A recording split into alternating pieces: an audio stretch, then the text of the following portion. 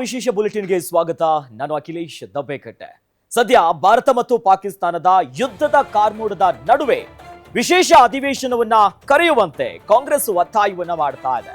ಒಂದು ಕಡೆ ಪಹಲ್ಗಾಮ್ ದಾಳಿ ಮತ್ತು ಸದ್ಯ ಆಪರೇಷನ್ ಸಿಂಧೂರ ಚಾಲ್ತಿಯಲ್ಲಿದೆ. ಈ ನಡುವೆ ವಿಶೇಷ ಅಧಿವೇಶನವನ್ನ ಕರೆರಿ ಅನ್ನೋದಾಗಿ ಕಾಂಗ್ರೆಸ್ ಒತ್ತಾಯವನ್ನ ಮಾಡ್ತಿದೆ.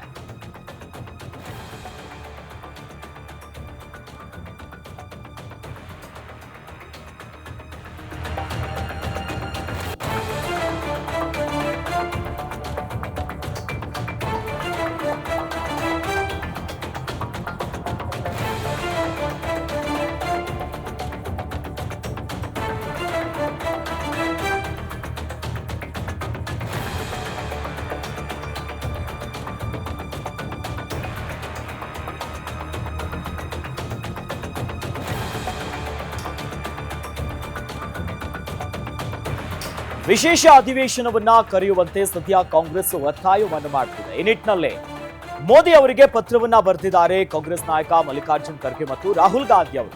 ಇನ್ನು ದೆಹಲಿಯಲ್ಲಿ ಕಾಂಗ್ರೆಸ್ ನಾಯಕ ಸಚಿನ್ ಪೈಲಟ್ ಕೂಡ ಈ ಬಗ್ಗೆ ಹೇಳಿಕೆಯನ್ನ ಕೊಟ್ಟಿದ್ದಾರೆ. ಯಾಕಂದ್ರೆ ಒಂದು ಕಡೆಯಲ್ಲಿ ಆಪರೇಷನ್ ಸಿಂಧೂರ ಸಾಕ್ತಿದೆ, ಮತ್ತೊಂದು ಕಡೆಯಲ್ಲಿ ಕದನ ವಿರಾಮವನ್ನ ಒಪ್ಪಿಗೆ ಮಾಡ್ಕೊಂಡಾದ್ಮೇಲೆ ಪಾಕಿಸ್ತಾನ ಉಲ್ಲಂಘನೆ ಮಾಡಿರುವಂತಹ ಡೆವಲಪ್ಮೆಂಟ್ಸ್ ಕೂಡ ಆಗ್ತಿದೆ. ಹೀಗಾಗಿ ಇವೆಲ್ಲದರ ಬಗ್ಗೆ ಚರ್ಚೆ ಮಾಡೋದಕ್ಕೆ ಪ್ರಧಾನಿ ನರೇಂದ್ರ ಮೋದಿ ಅವರಿಗೆ ಎಐಸಿಸಿ ಅಧ್ಯಕ್ಷರಾಗಿರುವಂತಹ ಮಲ್ಲಿಕಾರ್ಜುನ್ ಖರ್ಗೆ ಮತ್ತು ಕಾಂಗ್ರೆಸ್ ನಾಯಕ ರಾಹುಲ್ ಗಾಂಧಿ ಅವರು ಪತ್ರ ಬರೆದಿದ್ದಾರೆ. ಈ ಬಗ್ಗೆ ಒಂದು ಸ್ಪೆಷಲ್ ಸೆಷನ್ ಅನ್ನ ಮಾಡಿ ಅಧಿವೇಶನವನ್ನ ಕರೀರಿ ಅನ್ನೋದು. ಪಹಲ್ಗಾಮ್ ದಾಳಿಯ ಬಳಿಕ ಅಷ್ಟೇ ಬಹಳ ಪ್ರಮುಖವಾಗಿ ಸರ್ವಪಕ್ಷ ಸಭೆಗಳು ಸಾಗಿತ್ತು. ದಾಳಿ ಆಗ್ತಿದ್ದಂತೆ ಬಹಳ ಪ್ರಮುಖವಾಗಿ ಸರ್ವಪಕ್ಷ ಸಭೆಯನ್ನ ಕರೆತು ಕೂಡ ಈ ಬಗ್ಗೆ ಚರ್ಚೆ ಮಾಡಿದ್ರು. ಅದಾದ್ಮೇಲೆ ಕಾಂಗ್ರೆಸ್ ಕೂಡ ಬಹಳ ಸ್ಪಷ್ಟವಾಗಿ ಉಲ್ಲೇಖ ಮಾಡಿತ್ತು, ಈ ವಿಚಾರದಲ್ಲಿ ಸರ್ಕಾರದ ಜೊತೆ ನಾವು ಯಾವಾಗ್ಲೂ ಇದ್ದೀವಿ, ಬೆಂಬಲ ಕೊಡ್ತೀವಿ ಅನ್ನೋದು. ದೃಶ್ಯಾವಳಿಗಳಲ್ಲಿ ಗಮನಿಸ್ತಾ ಇದೀವಲ್ಲ, ಇದು ಮಲ್ಲಿಕಾರ್ಜುನ ಖರ್ಗೆ ಅವರು ಪತ್ರವನ್ನ ಬರೆದಿದ್ದಾರೆ ಪ್ರಧಾನಿ ನರೇಂದ್ರ ಮೋದಿ ಅವರಿಗೆ. ಸದ್ಯ ದಾಳಿ ಆಗಿದೆ, ಆಪರೇಷನ್ ಸಿಂಧೂರವನ್ನ ನಮ್ಮ ಭಾರತೀಯ ಸರ್ಕಾರ ಈಗಾಗಲೇ ಆಪರೇಷನ್ ಶುರು ಮಾಡಿದೆ, ಹೀಗಾಗಿ ಪತ್ರವನ್ನ ಬರೀತಿದ್ದೀವಿ ಏನಂತ. ಈ ಮೂಲಕವಾಗಿ ಒಂದು ಸ್ಪೆಷಲ್ ಸೆಷನ್ ಅಧಿವೇಶನವನ್ನ ಕರೀರಿ, ವಿಶೇಷವಾಗಿ ಆಪರೇಷನ್ ಸಿಂಧೂರ ಜೊತೆಯಲ್ಲಿ ಸೀಸ್ ಫೈರ್ ಅನೌನ್ಸ್ಮೆಂಟ್ ಅನ್ನೋದಾಗಿ ಪತ್ರ ಬರೆದಿದ್ದಾರೆ ಮೋದಿ ಅವರಿಗೆ. और कांग्रेस पार्टी बहुत लंबे समय से इस मांग को करती आई है कि हम लोगों को पार्लियामेंट का एक विशेष सत्र बुलाना चाहिए. आप सबको याद होगा 1994 में कांग्रेस की सरकार में सर्वसम्मति से एक प्रस्ताव पारित किया था, जहां पर पीओके को वापस लेने की सहमति संपूर्ण संसद के सभी सदस्यों ने एक स्वर में ली थी. 1994 का जो रेजोल्यूशन है, समय आ गया कि उसको हमें दोबारा दोहराना चाहिए. और इस पूरे प्रकरण में पहलगांव के आतंकी हमले के बाद देश में शायद पहली बार अनप्रेसिडेंटेड और एक तरफा समर्थन भारत सरकार को सब पक्षों से मिला. सभी दल, सभी विचारधारा, 140 करोड़ लोग भारत सरकार के साथ खड़े रहे. और हमने साफ कहा था कि पहलगाम में जो आक्रमण हुआ है वो भारत की आत्मा पे आक्रमण है और इसका मुंहतोड़ जवाब देना अति आवश्यक है. सेना ने जो कदम उठाए उस पर हम सबको बड़ा गर्व है. और जो आतंकी इलाकों पर, ठिकानों पर जो अटैक करा, उसका हम सबको बहुत संतुष्टि इस बात की है कि हमारी भारत की सेना उस काम को कर पाई. लेकिन अनवेवरिंग, अनप्रेसिडेंटेड सपोर्ट जो भारत सरकार को दिया, मैं समझता हूं कि हमारी जो मांग है उसको सरकार को सुनना चाहिए और एक विशेष सत्र पार्लियामेंट का बुलाना चाहिए. काफ़ी चीज़ें उसमें डिस्कस होनी भी चाहिए. और देश एकजुट है आतंकवाद के खिलाफ और पाकिस्तान के दुस्साहस के खिलाफ, ये संदेश पूरी दुनिया में जाना चाहिए. और कांग्रेस पार्टी बहुत लंबे ಸದ್ಯ ಕಾಂಗ್ರೆಸ್ಸಿನ ನಾಯಕ ದೆಹಲಿಯಲ್ಲಿ ಸಚಿನ್ ಪೈಲಟ್ ಅವರ ಮಾತಿದು. ಅಂದ್ರೆ ಆ ವಿಶೇಷ ಅಧಿವೇಶನವನ್ನ ಕರೆಯೋದ ಮೂಲಕ ಹೆಚ್ಚಿನ ಮಾತುಕತೆ ಆಗಬೇಕು, ವಿಚಾರ ವಿನಿಮಯಗಳಾಗಬೇಕೆನ್ನುವಂತ ಮಾತನ್ನ ಹೇಳಿದ್ದಾರೆ. ಮತ್ತೊಂದು ಕಡೆಯಲ್ಲಿ ಬಹಳ ಸ್ಪಷ್ಟವಾಗಿ ಪ್ರಧಾನಿ ನರೇಂದ್ರ ಮೋದಿ ಅವರಿಗೂ ಕೂಡ ಪತ್ರ ಬರೆದಿದ್ದಾರೆ, ವಿಶೇಷ ಅಧಿವೇಶನ ಆಗ್ಲಿ, ಯಾಕಂದ್ರೆ ಆಪರೇಷನ್ ಸಿಂಧೂರ ಒಂದು ಕಡೆ ಈಗಾಗಲೇ ಮುಗ್ದಿಲ್ಲ, ಮುಂದುವರಿತಾ ಇದೆ ಎನ್ನುವಂತ ಮಾತು ಸರ್ಕಾರದ ಭಾಗವಾಗಿ ಕೇಳಿ ಬರ್ತಾ ಇದೆ. ಹಾಗಾಗಿ ಅಧಿವೇಶನಕ್ಕೆ ಈಗ ಅಧಿವೇಶನವನ್ನ ಕರೀರಿ, ಮತ್ತಷ್ಟು ಚರ್ಚೆ ಆಗಬೇಕು ಅನ್ನೋ ಮಾತುಗಳನ್ನ ಮುಂದಿಟ್ಟಿದ್ದಾರೆ. ಒಂದು ಕಡೆ ಮಲ್ಲಿಕಾರ್ಜುನ್ ಖರ್ಗೆ ಅವರು ಎಐಸಿಸಿ ಅಧ್ಯಕ್ಷರ ಜೊತೆಯಲ್ಲಿ ರಾಜ್ಯಸಭೆಯ ವಿಪಕ್ಷ ನಾಯಕ, ಹಾಗಾಗಿ ಎಲ್ಲ ಪ್ರಾಮುಖ್ಯತೆಯನ್ನ ಪಡ್ಕೊಂತಾ ಇದೆ. ಅವಾಗ ಸರ್ವ ಪಕ್ಷಗಳ ಸಮ್ಮತಿಯನ್ನ ಪಡೆಯೋದಕ್ಕೆ, ಅನೇಕ ವಿಚಾರಗಳನ್ನ ಚರ್ಚೆ ಮಾಡೋದಕ್ಕೆ ಈಗಾಗಲೇ ಸರ್ವಪಕ್ಷ ಸಭೆಗಳು ಸತತವಾಗಿ ಎರಡೆರಡು ಬಾರಿ ಕೂಡ ನಡೆದಿದೆ. ಸಭೆಯಲ್ಲೂ ಕೂಡ ಮಹತ್ವದ ನಿರ್ಧಾರವನ್ನ ತೆಗೆದುಕೊಳ್ಳಾಯಿತು. ಅಂದ್ರೆ ರಾಜಕೀಯ ಬಣ್ಣ ಬೇಡ, ಸಂಪೂರ್ಣವಾಗಿ ದೇಶದ ಪರವಾಗಿ ನಾವು ನಿಲ್ತೀವಿ ಅನ್ನೋ ಬೆಂಬಲಗಳನ್ನ ವಿಪಕ್ಷಗಳು ಕೊಟ್ಟಿತ್ತು. ಈ ಎಲ್ಲ ಬೆಳವಣಿಗೆ ದಿನದಿಂದ ದಿನಕ್ಕೆ ಮತ್ತೊಂದಿಷ್ಟು ಬಿಗುವಿನ ವಾತಾವರಣ ನಿರ್ಮಾಣ ಆಗ್ತಿದೆ. ಇಂಥ ಹೊತ್ತಿನಲ್ಲಿ ದೆಹಲಿಯಲ್ಲಿ ಕಾಂಗ್ರೆಸ್ ನಾಯಕರಾಗಿರುವಂತಹ ಸಚಿನ್ ಪೈಲಟ್ ಅವ್ರ ಜೊತೆಲಿ ಮಲ್ಲಿಕಾರ್ಜುನ್ ಖರ್ಗೆ ಮತ್ತು ರಾಹುಲ್ ಗಾಂಧಿ ಅವರು ಪ್ರಧಾನಿ ಅವರಿಗೆ ಪತ್ರ ಬರೆದಿದ್ದಾರೆ.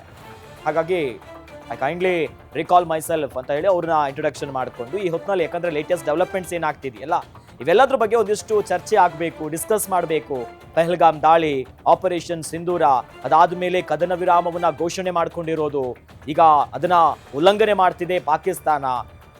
ಈ ನಿಟ್ಟಿನಲ್ಲಿ ದಾಳಿ ಆಗ್ತಿದೆ, ಅದಕ್ಕೆ ಪ್ರತಿದಾಳಿಯನ್ನ ಕೊಡಲಾಗ್ತಿದೆ. ಹೀಗಾಗಿ ಒಂದಿಷ್ಟು ವಿಚಾರಗಳು ಚರ್ಚೆ ಆಗಬೇಕು ಅನ್ನೋ ನಿಟ್ಟಿನಲ್ಲೇ ವಿಶೇಷ ಅಧಿವೇಶನಕ್ಕೆ ಒತ್ತಾಯವನ್ನ ಮಾಡಲಾಗ್ತಿದೆ. ಅಧಿವೇಶನವನ್ನ ಕರೀರಿ ಅನ್ನೋದಾಗಿನೇ ಪತ್ರದ ಮೇಲೆ ಪತ್ರವನ್ನ ಬರೆದಿದ್ದಾರೆ ಮಲ್ಲಿಕಾರ್ಜುನ್ ಖರ್ಗೆ ಮತ್ತು ರಾಹುಲ್ ಗಾಂಧಿ ಅವರು. ಈ ಬಗ್ಗೆ ಹೇಳಿಕೆಯನ್ನ ಕೊಟ್ಟರು. ದೆಹಲಿಯಲ್ಲಿ ಕಾಂಗ್ರೆಸ್ ನಾಯಕ ಸಚಿನ್ ಪೈಲಟ್ ಅವರು ಈ ಒಂದು ವಿಚಾರಕ್ಕೆ ಕಾಂಗ್ರೆಸ್ ಒತ್ತಾಯ ಮಾಡ್ತಿದೆಯಲ್ಲ ವಿಶೇಷ ಅಧಿವೇಶನಕ್ಕೆ, ಈ ಬಗ್ಗೆ ಸುದ್ದಿಗೋಷ್ಠಿಯನ್ನ ಮಾಡಿ ಒಂದು ಹೇಳಿಕೆಯನ್ನ ಕೊಡುವಂತ ಕೆಲಸ ಮಾಡಿದ್ದಾರೆ. ಹಾಗಾಗಿ ಇಂತಹ ಹೊತ್ತಿನಲ್ಲಿ ನಾವು ಕೂಡ ದೇಶದ ಪರವಾಗಿದ್ದೀವಿ, ಜೊತೆಯಲ್ಲಿದ್ದೀವಿ. ಹೀಗಾಗಿ ಎಲ್ಲ ವಿಚಾರಗಳು ವಿನಿಮಯ ಆಗಲಿ, ಮತ್ತಷ್ಟು ಚರ್ಚೆ ಮಾಡೋಣ. ಅವರ ಒಂದೊಂದಿಷ್ಟು ಅಭಿಪ್ರಾಯಗಳು ಏನಿದೆ, ಡೈರೆಕ್ಷನ್ಸ್ಗಳು ಕೊಡ್ತಾರೆ. ಹೀಗಾಗಿ ಎಲ್ಲರ ಸಮ್ಮತಿಯನ್ನ ಪಡೆದು ಒಪ್ಪಿಗೆಯ ಮೇರೆಗೆ ಮುಂದಿನ ಹೆಜ್ಜೆಯನ್ನ ಇಡೋಣ ಅನ್ನುವಂತ ನಿಟ್ಟಿನಲ್ಲಿ ವಿಶೇಷ ಅಧಿವೇಶನಕ್ಕೆ ಒತ್ತಾಯವನ್ನ ಮಾಡಿದ್ದಾರೆ. ಕರೀರಿ ಆದಷ್ಟು ಬೇಗ ಅನ್ನೋದು. ಯಾಕಂತಂದ್ರೆ ಸೆಷನ್ ಇಲ್ಲ ಈ ಹೊತ್ತಿನಲ್ಲಿ. ಹಾಗಾಗಿ ಯಾಕಂದ್ರೆ ದೇಶದ ಭದ್ರತೆಯ ವಿಚಾರ, ಈಗ ಬಹಳಷ್ಟು ಡೆವಲಪ್ಮೆಂಟ್ಸ್ಗಳು ಗಡಿ ಭಾಗದಲ್ಲಿ ಆಗ್ತಿದೆ. LOCಯಲ್ಲಿ ಬಿಗುವಿನ ವಾತಾವರಣ ನಿರ್ಮಾಣ ಆಗಿದೆ. ಅಂತಾರಾಷ್ಟ್ರೀಯ ಮಟ್ಟದಲ್ಲೂ ಕೂಡ ಭಾರತದ ಮತ್ತು ಪಾಕಿಸ್ತಾನದ ಈ ಕದನ ವಿರಾಮ ಮತ್ತು ಈ ಡೆವಲಪ್ಮೆಂಟ್ಸ್ ಏನಿದೆಯಲ್ಲ ಈ ಬಗ್ಗೆ ಜಗತ್ತು ನೋಡ್ತಾ ಇದೆ. ಹೀಗಾಗಿ ಇಂಥ ಹೊತ್ತಿನಲ್ಲಿ ಒಂದು ವಿಶೇಷ ಅಧಿವೇಶನ ಸೆಷನ್ಸ್ ಮಾಡಿ ಎಲ್ಲ ನಾಯಕರು, ಸರ್ಕಾರ ಮತ್ತು ವಿಪಕ್ಷಗಳು ಮಾತನಾಡಬೇಕು, ಚರ್ಚೆ ಆಗಬೇಕು ಅನ್ನೋ ನಿಟ್ಟಿನಲ್ಲೇ ವಿಶೇಷ ಅಧಿವೇಶನಕ್ಕೆ ಒತ್ತಾಯವನ್ನ ಮಾಡಲಾಗ್ತಿದೆ. ಪಹಲ್ಗಾಮ್ ದಾಳಿ ಆಗ್ತಿದ್ದಂತೆ ಇಮಿಡಿಯೇಟ್ ಆಗಿ ಸರ್ವಪಕ್ಷಗಳ ಸಭೆ ಕರೆಯಲಾಯಿತು. ಸರ್ವಪಕ್ಷಗಳ ಸಭೆಯಲ್ಲಿ ಬಹಳ ಪ್ರಮುಖವಾಗಿ ನಾವು ನೋಡಬೇಕಾಗಿರುವಂಥದ್ದು ಒಪ್ಪಿಗೆ ಕೊಟ್ಟಿದ್ರು. ದೇಶದ ಭದ್ರತೆ, ಸುರಕ್ಷತೆ, ಸಾರ್ವಭೌಮದ ವಿಚಾರದಲ್ಲಿ ಯಾವುದೇ ರೀತಿಯಾದಂಥ ಹಸ್ತಕ್ಷೇಪ ಇಲ್ಲ, ಅದಕ್ಕೆ ವಿರೋಧ ವ್ಯಕ್ತವಾಗಲ್ಲ. ಸರ್ಕಾರ ಯಾವ ನಿರ್ಧಾರವನ್ನ ತೆಗೆದುಕೊಂಡ್ರು ಕೇಂದ್ರ ಸರ್ಕಾರದ ಜೊತೆ ವಿಪಕ್ಷಗಳು ನಾವಿದ್ದೀವಿ ಅನ್ನೋದಾಗಿ ಇಂಡಿಯಾ ಮೈತ್ರಿಕೂಟ ಸೇರಿದಂತೆ ಎಲ್ಲಾ ವಿಪಕ್ಷಗಳ ಸ್ಥಾನದಲ್ಲಿ ಯಾವ್ಯಾವ ಸರ್ಕಾರ ಇದೆ ಎಲ್ಲರೂ ಕೂಡ ಅದೇ ಮಾತನ್ನ ಹೇಳಿದ್ರು. ಅದೇ ಮಾತುಗಳನ್ನ ಹೇಳಬೇಕು. ಯಾಕಂತಂದ್ರೆ ದೇಶದ ಭದ್ರತೆಯ ವಿಚಾರ. ಈಗ ಮುಂದುವರೆದಂತೆ ಮತ್ತಷ್ಟು ಅಪ್ಡೇಟ್ಸ್ಗಳಾಗ್ತಿದೆ. ಆಪರೇಷನ್ ಸಿಂಧೂರ, ಪಹಲ್ಗಾಮ್ ದಾಳಿಗೆ ನಾವು ಕೌಂಟರ್ ಕೊಟ್ವಿ, ಅಂದ್ರೆ ಉಗ್ರರ ನೆಲೆಗಳ ಮೇಲೆ ಅಟ್ಯಾಕ್ ಆಯ್ತು. ಅದಾದ್ಮೇಲೆ ಆಪರೇಷನ್ ಅಭ್ಯಾಸ್, ಅಂದ್ರೆ ದೇಶದಲ್ಲಿ ಮುಂಜಾಗ್ರತಾ ಕ್ರಮವಾಗಿ ಯಾವ್ಯಾವ ತಯಾರಿ ಮಾಡ್ಕೋಬೇಕನ್ನೋ ನಿಟ್ಟಿನಲ್ಲೂ ಕೂಡ ಈಗಾಗಲೇ ಸಾಗ್ತಾ ಇದೆ. ಅದರ ಬೆನ್ನಲ್ಲೇ ಮತ್ತಷ್ಟು ಪರಿಸ್ಥಿತಿ ಬಿಗಡಾಯಿಸ್ತಿದ್ದಂತೆ ಸೀಸ್ ಫೈರ್ ಆಯ್ತು. ಪಾಕಿಸ್ತಾನವೇ ಹೋಗಿ ಬೇಡ್ಕೊಂತು, ಅಯ್ಯೋ ಬೇಡ ದೇವ್ರೆ ಅನ್ನೋ ನಿಟ್ಟಿನಲ್ಲಿ. ಅದಕ್ಕೆ ಒಪ್ಪಿ ಸೀಸ್ ಫೈರ್, ಕದನ ವಿರಾಮ ಘೋಷಣೆ ಆಯ್ತು. ಆದ್ರೆ ಘೋಷಣೆಯಾಗಿ ಕೆಲವು ಗಂಟೆಗಳ ಬೆನ್ನಲ್ಲೇ ಅದನ್ನ ಉಲ್ಲಂಘನೆ ಮಾಡುವಂತ ಕೆಲಸ ಪಾಕಿಸ್ತಾನ ಮಾಡ್ತು. ಗೊತ್ತೇ ಇದೆ, ನಿನ್ನೆ ರಾತ್ರಿ ಸತತವಾಗಿ ಶೆಲ್ ದಾಳಿ ಆಯ್ತು, ಡ್ರೋನ್ ದಾಳಿ ಆಯ್ತು. ಹಾಗಾಗಿ ಭಾರತ ಈ ದಾಳಿ ಆಗ್ತಿದ್ದಂತೆ ರಾತ್ರಿಯೇ ವಿದೇಶಾಂಗ ಕಾರ್ಯದರ್ಶಿ ಆಗಿರುವಂತಹ ವಿಕ್ರಮ್ ಮಿಸ್ತ್ರಿ ಅವರು ಸುದ್ದಿಗೋಷ್ಠಿ ಮಾಡಿ ಹೇಳಿದ್ರು, ಹೌದು ಪಾಕಿಸ್ತಾನ ಉಲ್ಲಂಘನೆ ಮಾಡಿದೆ, ಇದಕ್ಕೆ ತಕ್ಕ ಪಾಠ ಸಿಗತ್ತೆ ಅಂತ. ಅದರ ಬೆನ್ನಲ್ಲೇ ಇವತ್ತು ಕೂಡ ಮಹತ್ವದ ಚರ್ಚೆ ಆಗ್ತಿದೆ. ಪ್ರಧಾನಿ ನರೇಂದ್ರ ಮೋದಿ ಅವರ ನಿವಾಸದಲ್ಲಿ ಸಶಸ್ತ್ರ ಪಡೆಗಳ ಮುಖ್ಯಸ್ಥರು, ರಕ್ಷಣಾ ಸಚಿವರು, ವಿದೇಶಾಂಗ ಸಚಿವರು, ಜೊತೆಯಲ್ಲಿ ನ್ಯಾಷನಲ್ ಸೆಕ್ಯೂರಿಟಿ ಅಡ್ವೈಸರ್ ಆಗಿರುವಂತಹ ಅಜಿತ್ ದೋವಲ್ ಅವರು ಸೇರಿದಂತೆ ಇತರ ಪ್ರಮುಖ ಘಟಾನುಘಟಿ ನಾಯಕರು ಸಭೆ ಮೇಲೆ ಸಭೆ ಮಾಡ್ತಾ ಇದ್ರು. ನಿರಂತರವಾಗಿ ಪಿನ್ ಟು ಪಿನ್ ಇನ್ಫಾರ್ಮೇಶನ್ ಅನ್ನ ಕಲೆ ಹಾಕ್ತಿದ್ರು.